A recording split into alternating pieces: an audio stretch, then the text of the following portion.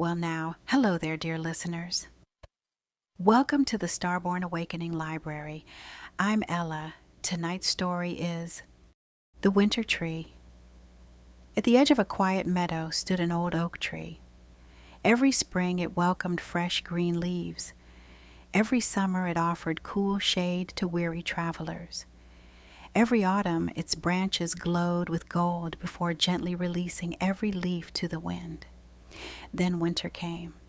Bare branches reached toward a pale sky. The meadow grew still. To those passing by, the tree looked empty, forgotten, as though its best days had already passed. One snowy afternoon, a young boy stopped beneath its branches. He looked up and sighed. It looked so sad. An elderly gardener who had been tending the nearby paths for many years overheard him. "Does it?" The boy nodded. "It has nothing left. No leaves, no flowers, no fruit." The gardener smiled. "That depends on what you think the tree is doing." The boy frowned. What else could it be doing? The gardener gently placed his hand upon the rough bark. "Resting?" The boy looked puzzled. "It doesn't look like resting. It looks like losing." The old man nodded thoughtfully. "Sometimes those look remarkably similar." The gardener picked up a small twig lying in the snow. "Tell me, do you believe the tree has forgotten how to bloom?" The boy shook his head. "No." "Then where has spring gone?" The boy looked carefully at the branches. "I don't know." The gardener smiled.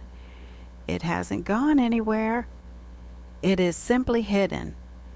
The two stood quietly as snowflakes drifted around them. "The roots are still alive," the gardener said. "They are drawing strength where no one can see. The tree is not finished. It is preparing." The boy looked again. This time he noticed something he had overlooked. The branches were covered with tiny buds, small, silent, almost invisible. "They've been there all along," whispered the boy. "Yes," said the gardener. "Winter often hides beginnings inside endings." The word stayed with the boy. Each week he returned to visit the tree. At first nothing seemed different. Then one morning the buds began to swell. Soon after came the first green leaves. Not because the tree had rushed winter away, but because it had trusted the seasons. The boy laughed as birds returned to the branches.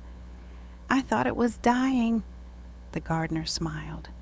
"So do many people when life becomes quiet. We mistake stillness for failure. We mistake waiting for weakness. We mistake rest for the end. But nature rarely hurries. It simply grows at the right time." Years later, the boy had become a man. Life brought him seasons he had never expected. There were dreams that faded, relationships that ended, days when hope seemed as distant as spring in the middle of winter. Whenever those seasons arrived, he remembered the old tree. He remembered that life often continues growing long before we can see the first leaf. Perhaps our hearts have winters too. Times when joy feels distant, when progress seems invisible, when we wonder whether anything beautiful will ever grow again. Yet beneath the surface, something quiet is taking place.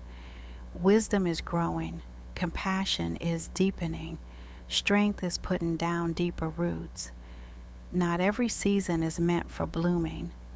Some seasons are meant for becoming the kind of person who can bloom more fully when spring arrives. The winter does not last forever. Neither do the winters of the heart. Every living thing has its season, and perhaps your spring is already closer than it appears. Thank you for listening. This is Ella inviting you to tune in again. Until next time. Be gentle with your heart.